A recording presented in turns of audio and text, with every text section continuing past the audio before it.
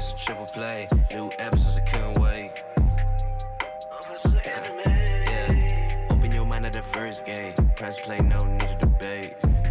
AoA, check me out. Look, clocked in, you can catch the hype. Golden Dawn, how we follow the light. Anime like life, married to it, my wife. What is going on, ladies and gentlemen, boys and girls, people of all ages? Welcome back to the AoA show. I am your host, as always, Ian, along with my boys, Isaiah. Yo.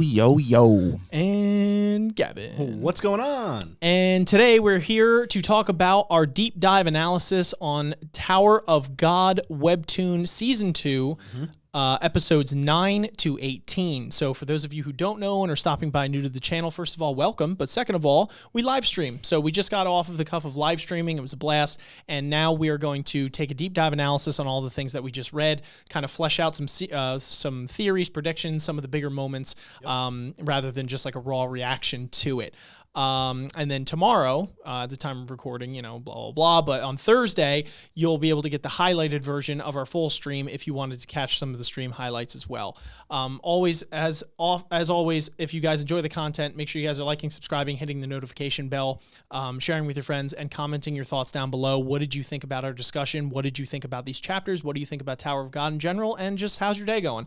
If you don't have us on socials yet, that's Facebook, Twitter, and Instagram. Twitter and Instagram especially. You can follow us on there to keep up to date with the latest and greatest that's going on. You can listen to this in audio only as well. And if you are listening on there, welcome. But make sure you guys are throwing a follow on your favorite podcast platforms. And lastly, we do have a Patreon. That's patreon.com/AoA show, where you could catch some more benefits to the show that wouldn't normally be offered in the standard format. But anyway, getting into it, we're going to hop right into it. And what we thought we're going to do kind of more of like a expedited version of this, being that we don't want to be here all day, although we do love talking about this. So we're only going to really try and focus on some of the major moments in the discussion here. But anyway, so we get back to it.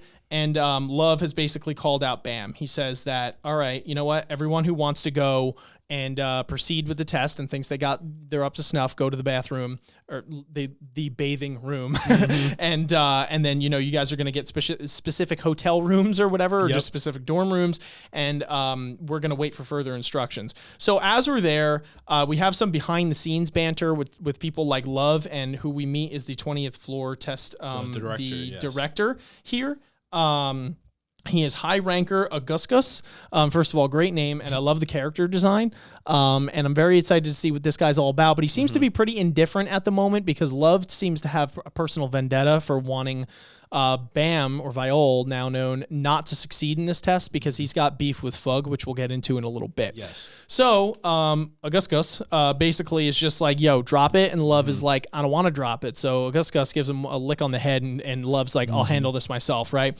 So then we go back and we see some of the people in the rooms getting to know each other a little bit. Of course, the man Wang is the GOAT. It's really funny, his interaction he has with Naya as well. And we also get to see Yan, and she's kind of in this weird solstice, because she's like, okay, if I team up with Viole, he's Fug, and that directly opposes the 10 Great Families in Jihad. That's a bad which look, she's a part right? of. Because she's a part of that, right? But she's like, but if I don't and I fail this test, I'm going to bring dishonor to them. So she's kind of caught between this rock and a hard place here. So, and it's funny because this character just thinks she is such hot shit.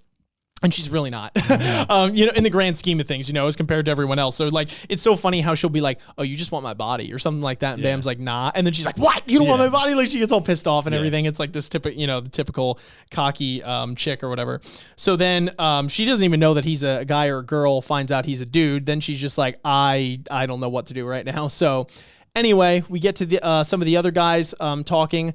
We have Voldemort here, whose real name I forgot, Arcraptor or something like that. Arcraptor. Alpha Raptor. Yeah, Alpha Raptor. Known in the chat. Yeah. We got Arcraptor and Speedy Feats. That's what we're keeping with this guy.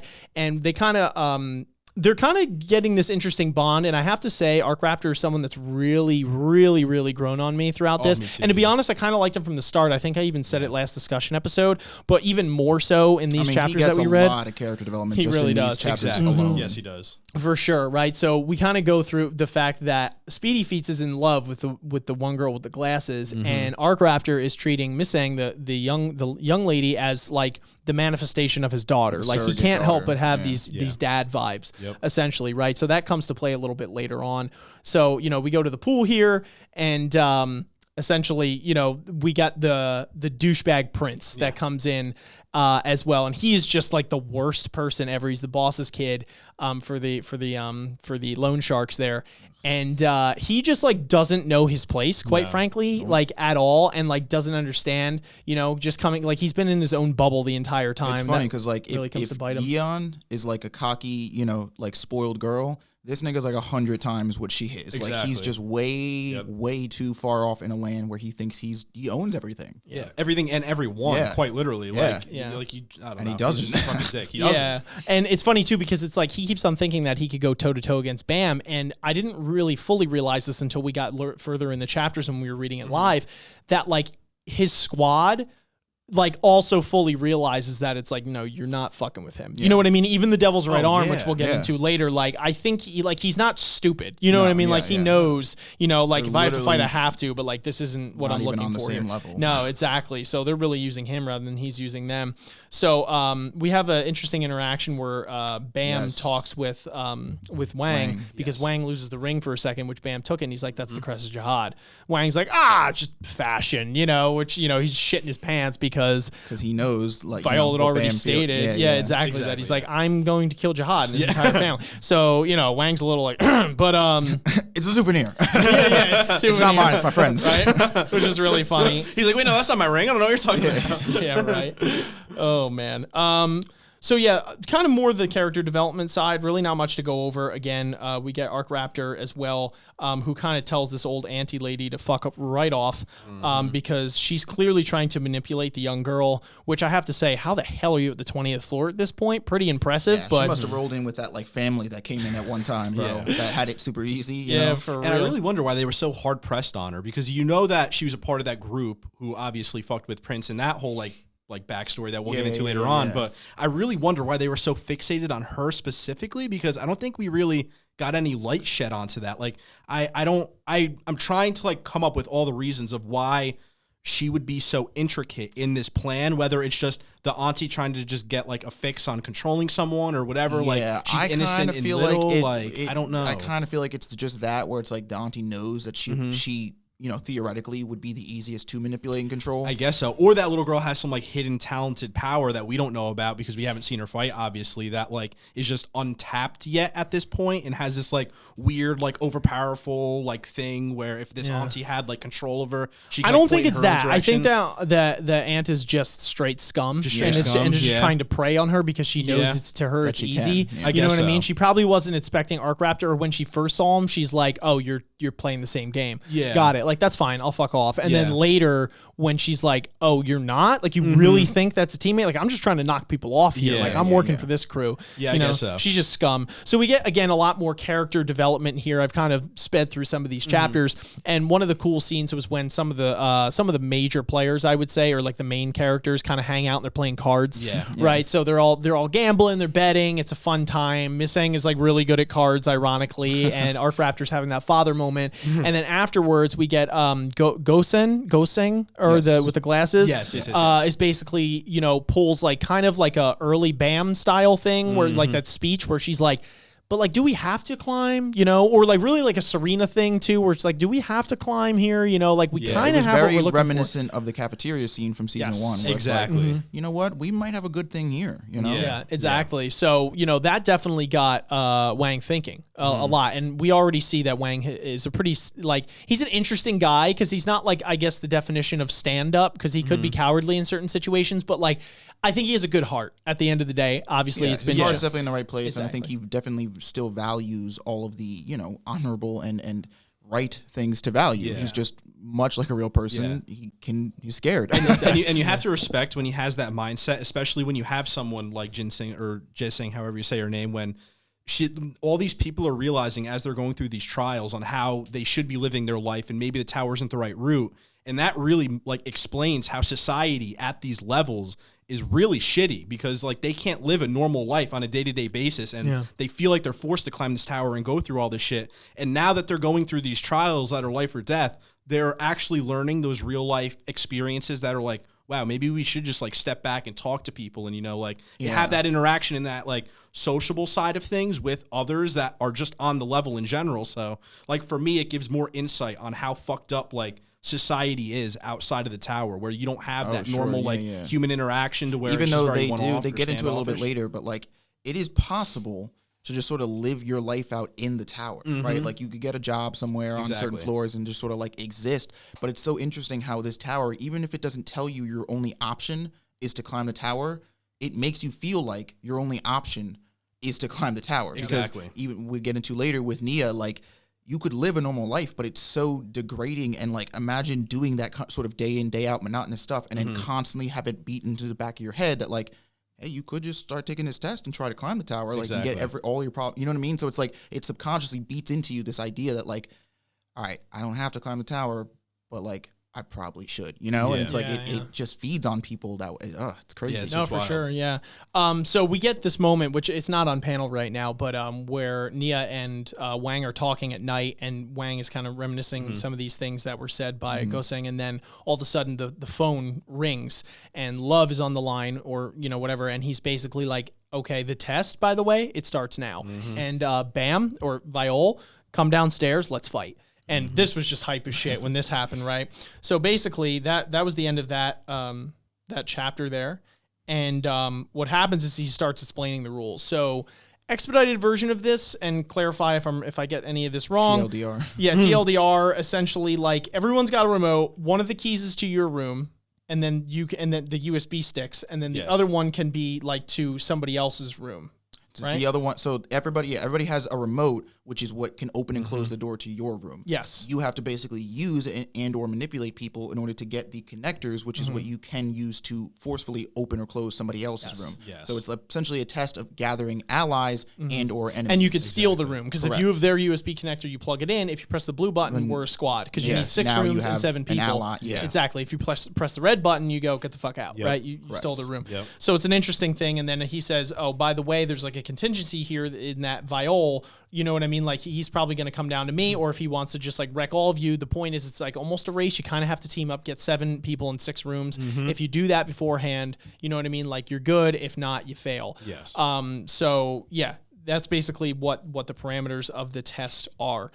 So right off the bat, you know, everyone's heads are spinning, and they're like, okay, so how do we do this? And it's funny because we get these shots from Wang where he's like, okay, got it. Got the idea. It's called HI room. And he's like, what does that mean? And he goes, hide in the room. And that was just hilarious, right? And, you know, he's like, let's not, like, he always tries to make it these things where he's not being a coward, where he's like, it's a fashion style thing with Bam. Or he's like, or it's even like it's a strategy thing. He's like, you know what? They're all going to tire themselves out. Let's just play the long game. And it's like, hilarious. of course, he just doesn't want to fight. Oh, exactly. Yeah, right. Meanwhile, we have Goseng leaves the young girl, and basically because they need somebody to watch the room and somebody to go out and try and gather everybody's rooms. room has to be left to one person, because somebody has to go get allies while somebody holds down the floor. Exactly, right? So she's going out, and she is a little afraid, but she's like, I have to do this, right? And she's like, don't let anyone in by any means necessary. Okay, I'll be back. So then we go back to the prince and the devil's right arm, and the prince is like, I don't know what the fuck is going on. He's like, I just want to kill that Viole guy because he's a prick. And the devil, and you could see now looking back on this, it's a little easier to see. And when we were reading it live, we had no freaking clue. But now that I'm looking back and I'm seeing the looks that devil is giving to Rob Devil is giving to him, it's like, okay, you clearly know that this prince is unhinged and that you're all going to get screwed up if you keep this thing. Like, now's your chance to get rid of him. You know what I mean? And if you do, it doesn't even matter about the repercussions so long as you get up the tower. You know what I mean? Like, I think in this moment here, I think it's just sort of like general disdain for him, because he notices that the lurker doesn't even call him until after Prince leaves. Yes. So No. Okay, but I think he was thinking about it, because even when he tells him, he's like, "Oh, I'm going to hide the remote. Close your eyes so you don't see it." He kind of is like, this nigga, bro. Well, Like, that's what solidifies it. Yeah. She's just Yeah. like, bro, you can't even trust me. Like, I'm literally hired to be here with you. Exactly. Come on. Yeah. Exactly, right? So anyway, there's the sows of deceit and betrayal are coming through, and we go back, and Viole's trying to get out of the room against Eon's will, because Eon's like, you're like, why can't you just let everyone pass? She's like, why can't She's you like, just pick all of 7 this is people? because of you. Exactly, which, she's not totally wrong, but, Bam is saying none of you can pass. Now, we learn later that might be due to the fact that this is the Fug's initiation, because, Love says something later on, which we'll get to, where sometimes their test is that they got to kill a certain regular, or they can't let any of the regulars pass that given test, or this, that, or the third. And so I would assume that this has something to do with it, because Bam doesn't seem entirely concerned, or Viole doesn't seem entirely concerned with other people unless they're directly opposing him. You know what I mean? He seems to let people be and be like, just leave me alone. I'll leave you alone. I so still feel like that there's a little bit of Bam always in it. Like I my theory here is that the part of Bam that is still the Bam we know has an ulterior motive outside of the Fug, right? Yes. And while the way the story is telling us, they could spin it like that, where it's he has to pass the Fugs. But I believe that it might even be a thing of no, I'm trying to keep you guys here because shit's about to get a lot more dangerous ahead, and I don't want you guys. That could be involved, it too, for sure, for sure. So she's like, all right, I'm gonna use my ultimate fire flamethrower move, and even though I'm not the greatest in my family, even they have trouble with it. Watch out! And Bam's like, that's cute, and just goes up to her and uses the whole fucking boop, you frozen now thing that Quant taught him. And what they call it? Reverse flow control? That's reverse it. flow. And he just uses it beautifully because he and in succession, you know what I mean? He's able to use it, which again, because Quant had, from season 1 had said it took him 200 years or something to learn that. Not only that, I'm pretty sure he can only do it only a couple times because it uses whatever that 3 layer the setup 3 was, units of measurement. The 3 units of measurement. And the fact that Bam used it not only once or twice, but I think 4 times in totality. And even later does it on top of being able to use regular attacks. Exactly. So that's why I'm that's just the development is insane. Clearly surpassed, where anywhere a ranker could be, I think, at his current stage. Exactly. Yeah. So he snatches the remote. He says sorry again, which was that Bam in there that we all know and love. But he's like, you must fail here. So then we move on. And somebody comes in though, and that would be I believe it's the prince, right? He comes in and he's like, all right, now's my shot, let's do this. And Bam's just and it is not his shot. Bam's just that's cute, bro. So he just fucking freezes that guy in time as well, and he doesn't even know what the hell happened until he's already gone. He's like, what the hell? So he runs after him, and if you couldn't tell at this point, you were just clearly outmatched. I don't know what to tell you. It takes a super cocky nigga to be like, yo, let's fight when you're clearly outmatched, but it takes a prince cocky level nigga to get stopped in time repeatedly and be like, nah, I can still take him. It was just he got a lucky shot. It's dog, we're not even in the same building. Relax. You're not even on the same block. Yeah. You know what I mean? Get out of here. So then we go back to Missang, who is trying to be coerced by the auntie, who is just a total scumball and First of all, though, these rings are pretty dope, and they are weapons, I guess, in and of themselves, which is pretty interesting. But she's clearly a scumbag, and she's trying to manipulate her by saying, "Somebody's coming, please help me, please help me." Yeah. And they kind of leave it off on these panels where it's is she going to open the door because she's sweating, right? And she doesn't. And she's very nice. Clearly, she doesn't know what to do, or at least we've been led on to know that she's nice.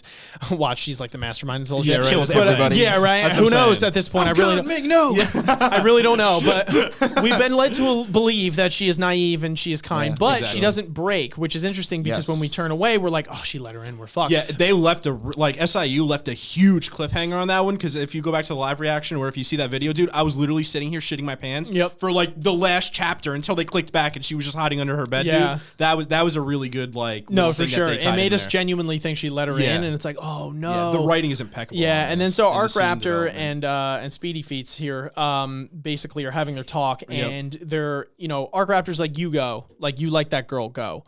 And then he's like, no, you go. He's like, you got this thing to do. And he's like, do you think I'm that stupid? He's like, how about this thing? And then Speed Feats is like, do you think I'm that stupid? And they have this weird standoff. And Arcraptor's like, fuck it. You know what I mean? But they're like, we'll see who's more stupid. They're like, we'll see who's more stupid. And then the next panel is just it's like two dudes that are trapped in a room and want to talk about some deep, vulnerable, emotional shit, but neither of them can muster up the courage to do it. So they're just like, well, I'm not that much of a punk. Exactly. Well, I'm not that much of a punk. And it's like, I'll go. Yeah, and it really doesn't come down to any sort of intelligence. It comes down to where their emotions and their heart led them. Exactly. And Arcraptor caved and was like, okay, like I do genuinely care about this girl. So like, he goes to the door as the first thing. It's assumed he goes right there, and he's rapping repeatedly on the door to be like, hey, let me in.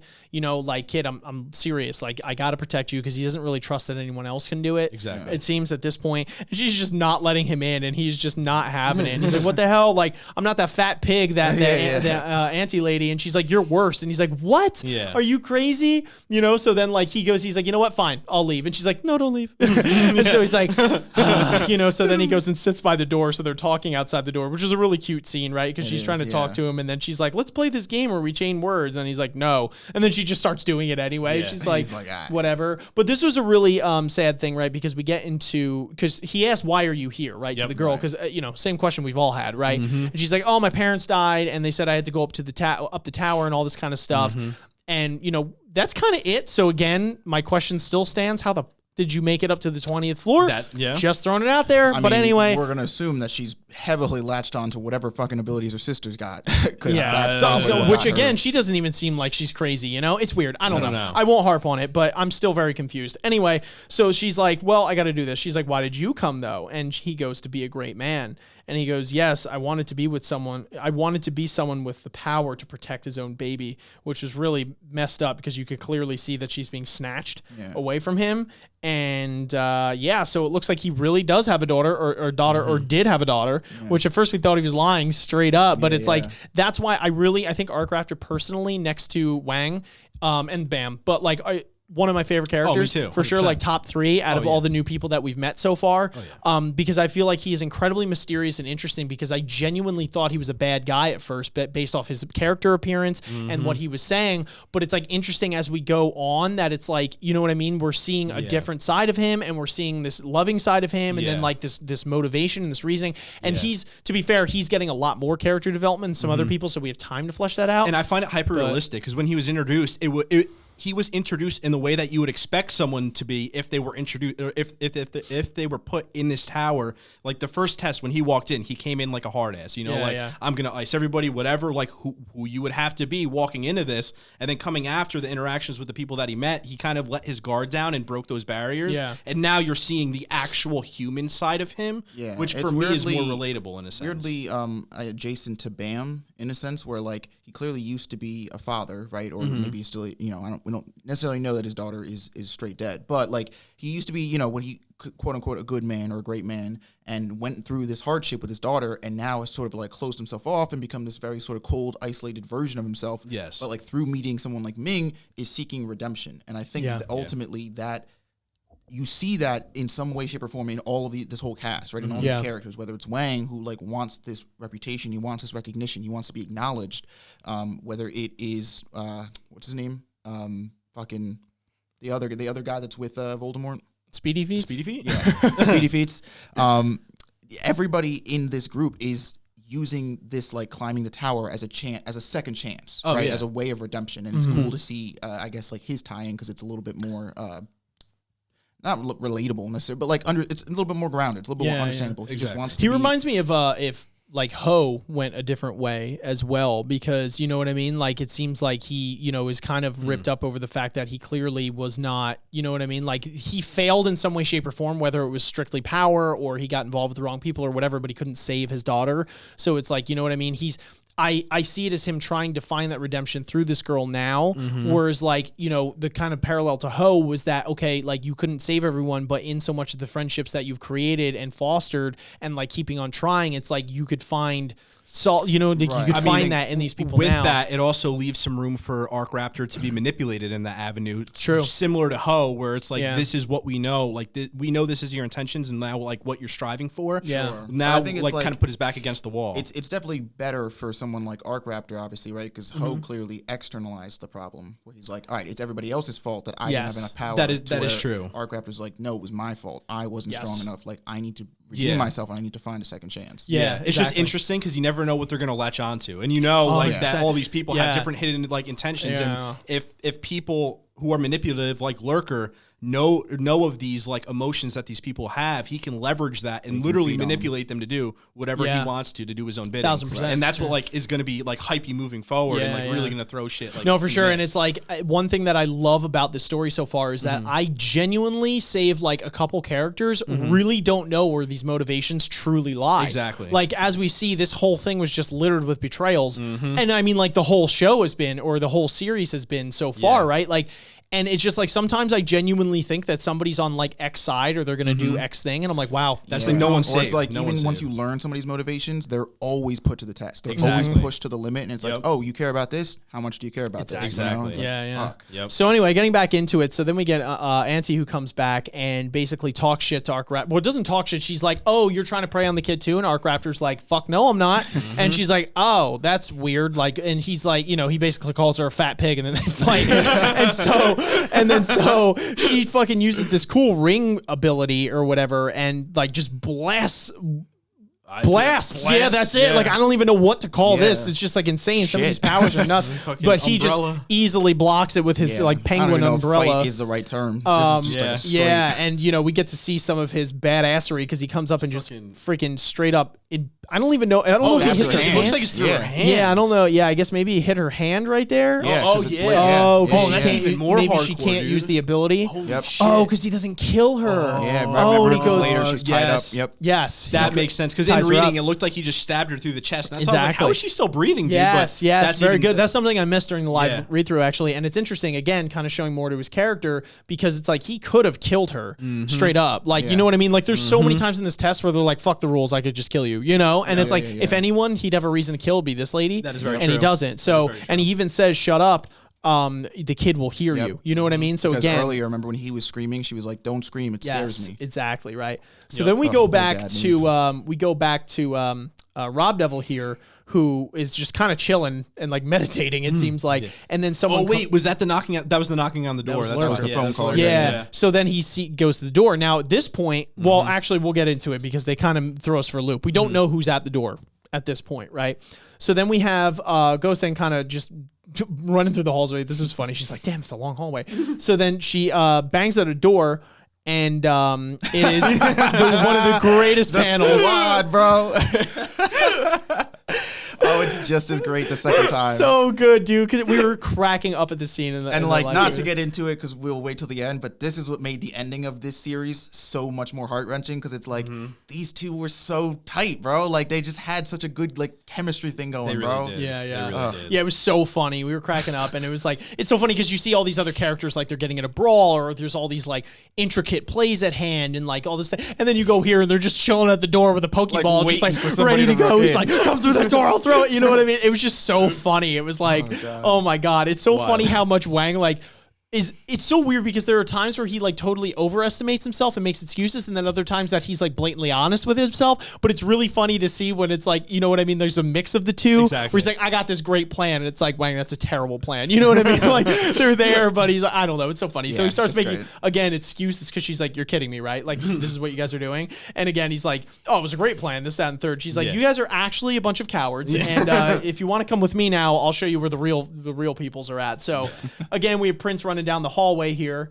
And Lurker catches up to him and he says, hey, Rob Devil's dead. Like Viole must have got him. And at this point, we're like, what? Yeah, you we know what I thought mean? Bam Like, axed him. we thought Bam just straight up literally went in there and killed him, which again wouldn't be out of the question because Bam, as we've seen, if the punching test had given any indicator to power levels, Bam has clearly surpassed him by like tenfold. Right, and so you know And that that he interaction has prior. somewhat of a grudge because he says like when they're in the bath like Yep. I'd like to see the devil's arm. Yeah. Which Exactly. I interpreted as like Yeah, because I he wanna beat s- I wanna Hots, square which up again with you. tied Yeah. to Bam. Exactly. Yes, exactly. So that was like, we're like, oh boy. And then again, they cut away the panel and we get Wang that comes back here and his interactions with Arcraptor are hilarious great. because Arcraptor, again, just for the reasons we've described, they just make a really Yeah. funny You know what it is? duo. Neither one of these characters is taken 100% seriously. Like Yeah. they're both not afraid to like get down into that stupid like bickering place, and it makes it so great. It's so read. funny. So they just start talking shit on each other, which is more of Wang talking shit because like out of the two of them, Wang is outclassed even by Exactly. Yeah, Arcraptor. of course. So it's hilarious, right? So then she's like, just shut up. Like, let's go in the room, right? So they get in the room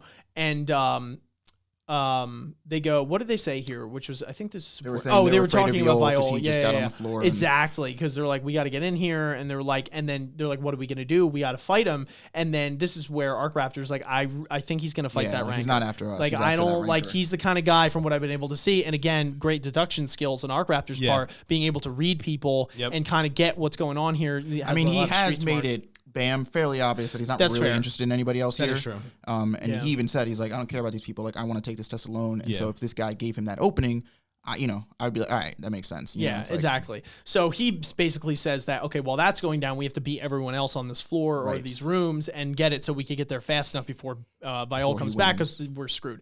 So then we go back and we see that Rob Devil is dead. And we were like, holy crap, he really iced him there. So then again, the prince being just like, so arrogant and like ignorant and just like jumping right into these ploys and traps, which he does multiple times, is like, oh, I'm going to get him, So then we have Viole or Bam, and he goes and meets Love. Now, this was really cool, which we'll get into in just a second here, because we get to see Love's style, I guess. I love the different abilities and styles that these people use to fight and what they use at their disposal, because Love, by all stature terms, is, very insignificant. And so, but obviously he's incredibly powerful and looks to be incredibly deceiving in this story.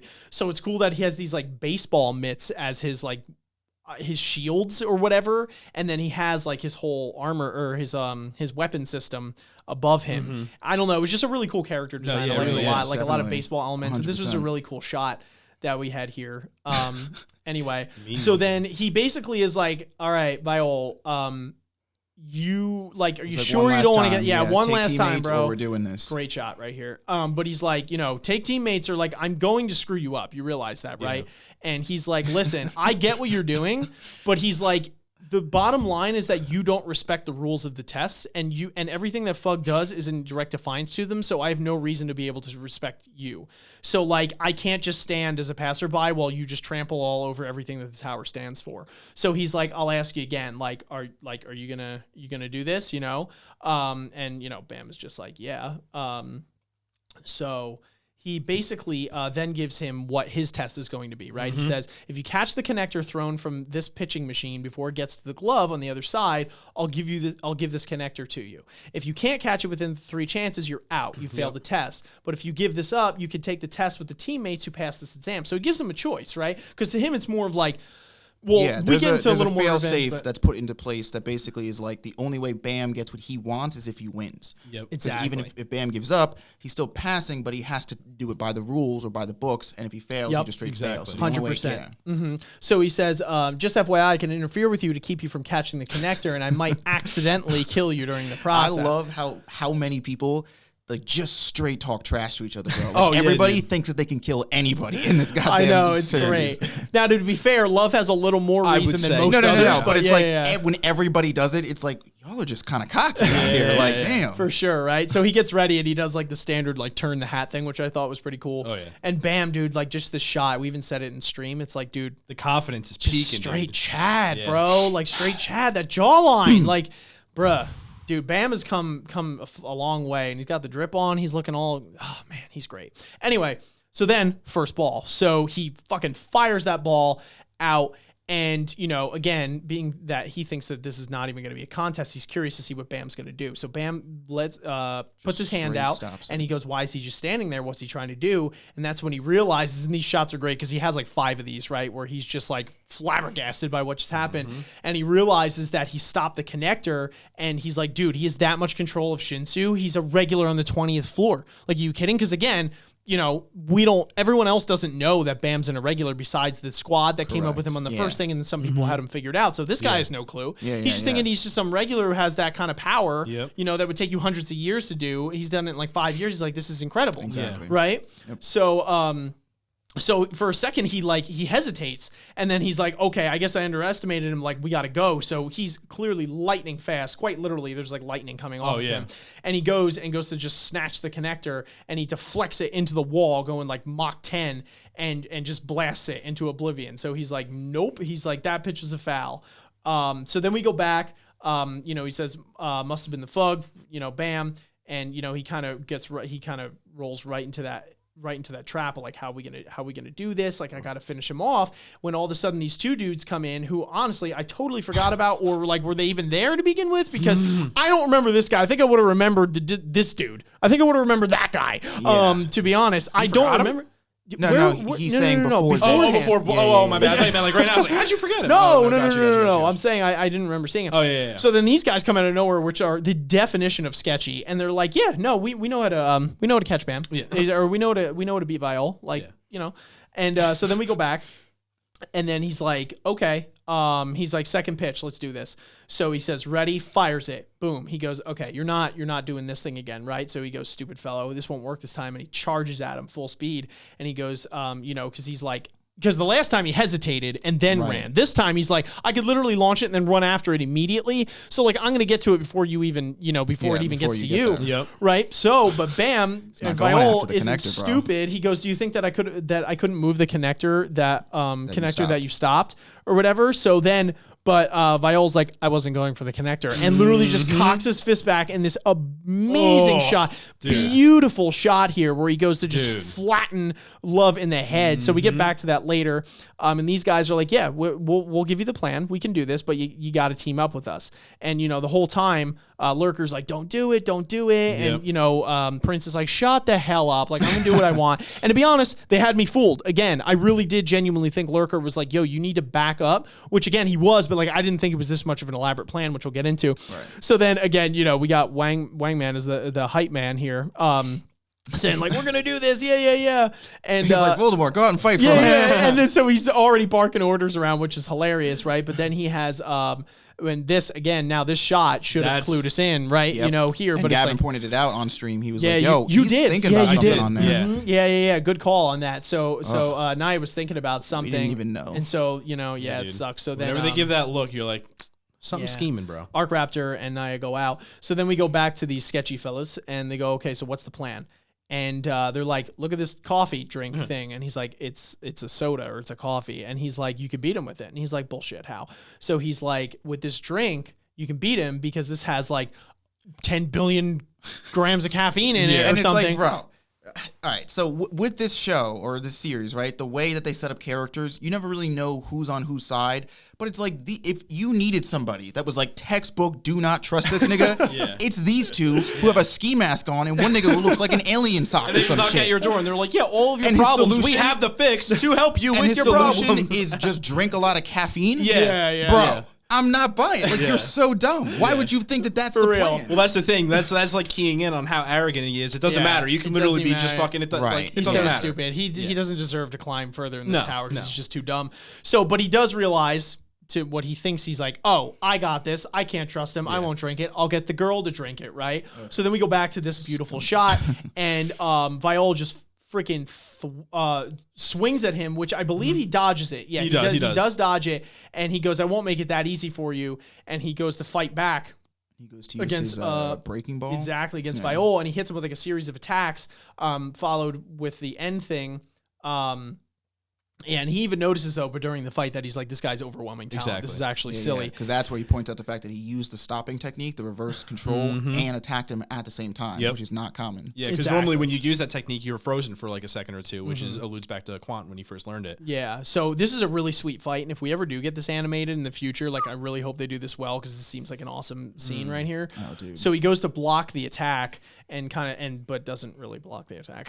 He gets just kind of blasted into the wall because this Ranker is just too powerful, and he calls it the breaking ball and just freaking lets him have it into the wall. I mean, he definitely blocks it. Like, he doesn't really seem to be hurt by it. I get it. Yeah, you know what it is? I think he doesn't stop it. Yeah. I think in terms of like human anatomy, and it's like you see a crater in the wall, and you're like, ow, but then you think, and it's like, oh yeah, this is Tower of God. Like that probably didn't actually hurt him as much as I thought. So although I'm pretty sure when they panned it to him, like he was there with some blood. He definitely felt it. He's definitely down for the count for a second there. And again, these sweet shots of love. Oh, yeah, dude. Who would have thought they could have just made this little, like, chibi-looking character look so badass? Dude, and I'm loving his jersey more and more every time I look at it. It's funny, though, because the more I see them, though, I'm still like, this cute-ass nigga. Yeah, right? It always fails to be, like, actually kind of threatening, and I'm just like, that's what it is. It's, like, weirdly badass and cute at the same time. It's so weird, right? And he goes, that was one strike, Fug. And Bam, he definitely seems to be taking a breather right there for a second. Yeah, it's just nappy time. So then we go back, and we hit up the girl Yoon again, and or Yeon rather, and she's kind of having this contemplation because Bam is just so Chadley, and like he's got the looks that like every lady he meets can't help but be like, he kind of cute though, and I feel like she's kind of on the same boat here, and it could be that, or it could like I think the other reason obviously is that she's going back and forth in her head where she's like, but he's nice, you know what I mean, but like he's bad, she but he's says, nice, like he's fugged, but he doesn't look like a good yeah, guy. exactly. But I think a lot of it's like she's kind of like maybe not falling for him, but there's like some sort of spark there. At least that's my prediction. I mean, dog, we've seen Bam. Yeah, we've seen Bam. So I mean, like, can't blame her. So anyway, so then Prince comes back in the door and he's like, I brought you a drink. And it's funny because her character, she's like, did you put something in it? She's like, I'm thirsty anyway. And then she just goes to drink it. It's like, oh, okay. Like, what? This would be the last guy that I'm taking a drink from. Right. But anyway, so then she drinks it and like starts, her body starts convulsing or whatever the hell's going on. Oh, clearly, we knew that was going to happen, right? Ugh, and the guys come in. She's like, "What did you put in the drink?"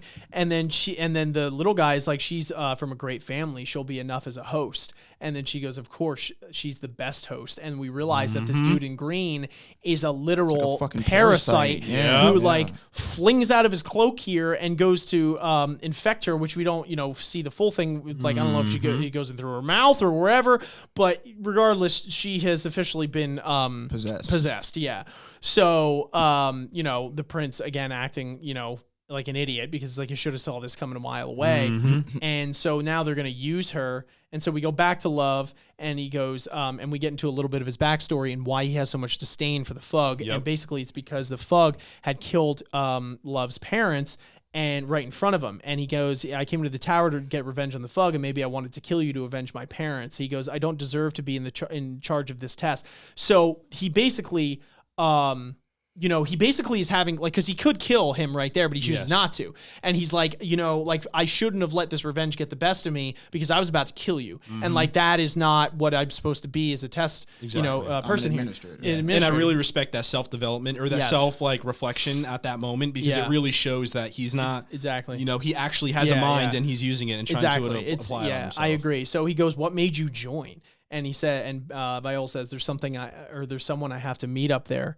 And he goes, for revenge, Love says. And he goes, I won't know till I see her, which was a really ominous, cool thing or whatever. And obviously it's alluding to Rachel. And he goes, okay, this is the last shot. If you don't catch it this time, you fail. No regrets or whatever. Because again, he's like trying to give Viole the way out. Yeah. He's like, dude, you can literally stop this at any time. Yeah. But clearly like there's more in the line here for Viole. And he goes, all right, then the third pitch. And he fires it off.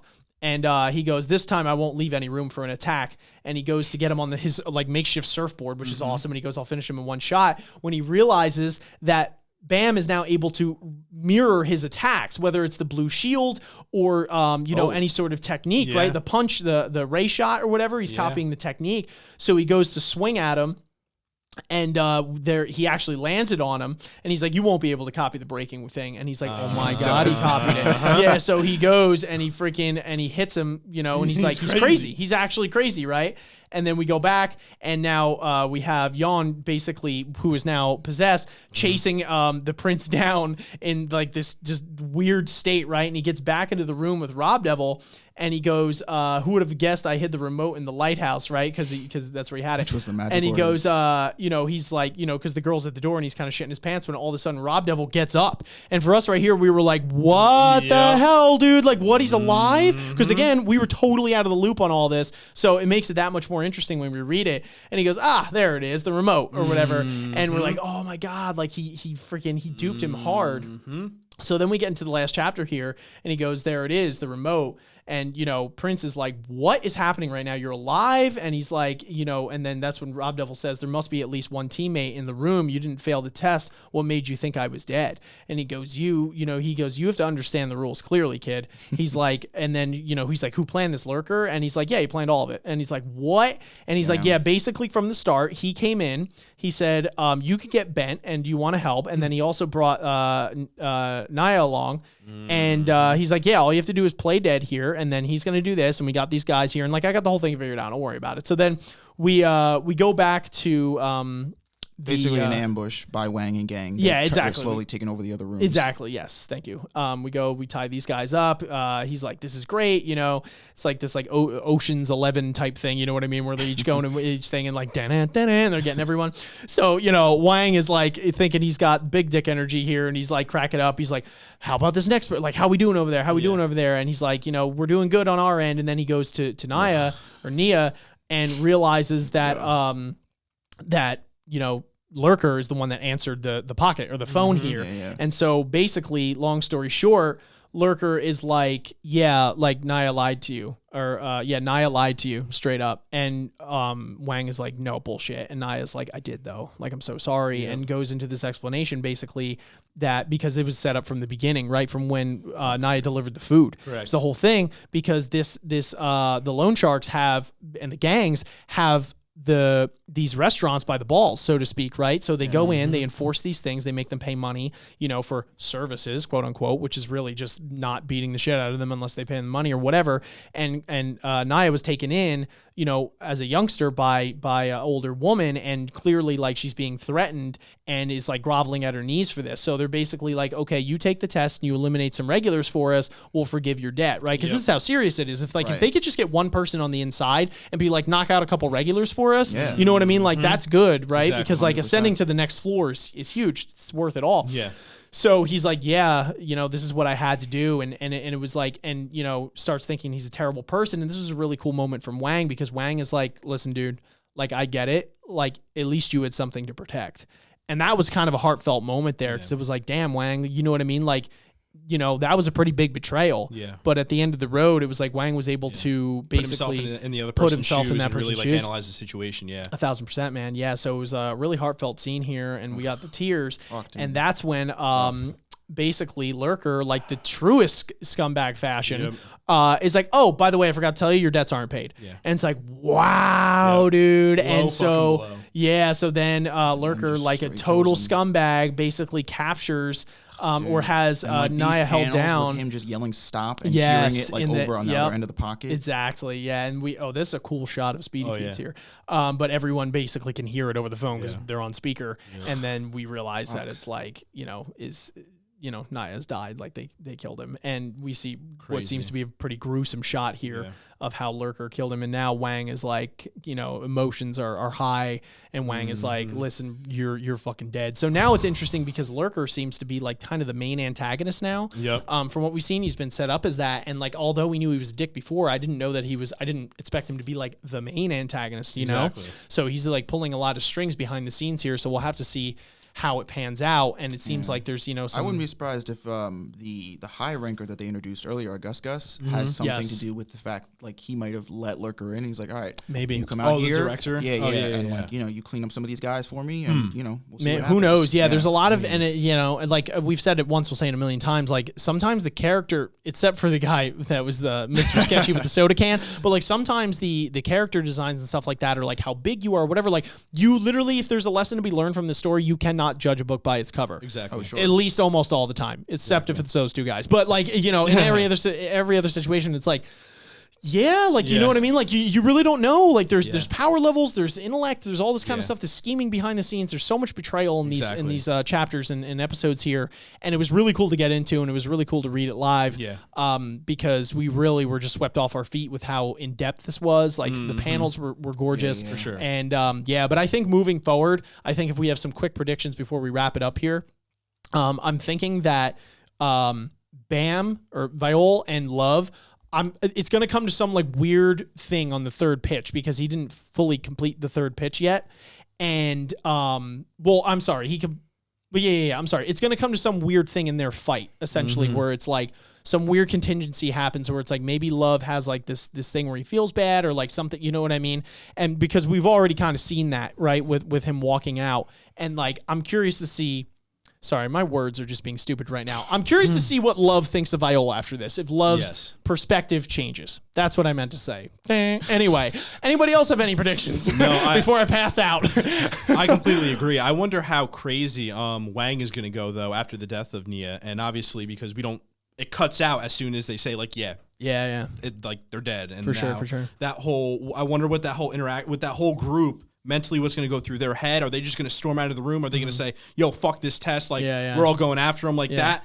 I don't know what's going to happen, and I really feel like I can't even predict it because it's such like a weird situation that they're in now where it's like, do they continue with the test and try to get the rooms, or are they all just going to like run after them and like try to I don't know. Like, salvage any like pieces it's gonna be or what? thing. First off, with the whole Bam love thing, I kind of feel like Bam is going to either beat Love, like put him down in the fight and maybe not get the connector, but like because Love recognizes his talent and his skill, like that might be the thing that's like, all right, maybe this guy's not as like, you know, he's not the worst. Like he doesn't, the Fug doesn't represent this guy. Like he's different. And that might be his like thing of like, all right, I'll let you pass. Or it might be a thing where he doesn't win the fight, but he does quite literally pass the test that he was supposed to pass. And so it's like, all right, rules are rules because we know that Love. Yeah, because at the end of the day, this Love test here is like something totally like Bam could probably lose it and he'd be like, you know what, I feel bad. Like you don't really fail, right? You know, like he's just saying that, like, or it's like, so that's, but I mean, obviously we know at some way, shape, or form, Bam is going to get through this, or like to the next floors, And as far as the the whole thing with like the lurker, and I kind of feel like slowly but surely Wang is going to end up, and I think it's either Wang or Wang and Ming are going to slowly coerce the rest of, because I feel like the rest of the group is definitely, even though they all obviously feel bad about it, are going to be a little bit hesitant about chasing him because they're like, look, man, he's clearly got like a lot of hooks and people in here, and a lot of people in places, and like we don't want to just rush into this. But I feel like eventually, because Wang, again, while his character is just sort of like very honest and very true, in the best and worst of times, is the same in the best of times. And I think he has what it takes to sort of inspire these people to get up and be like, look,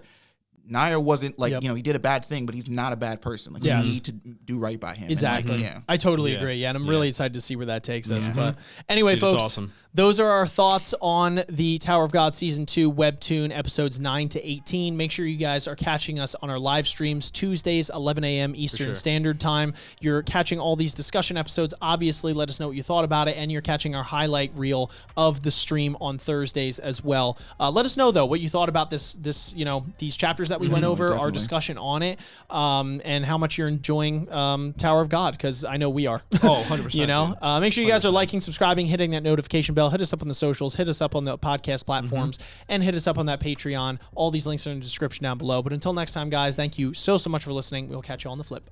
Peace. Later. Peace.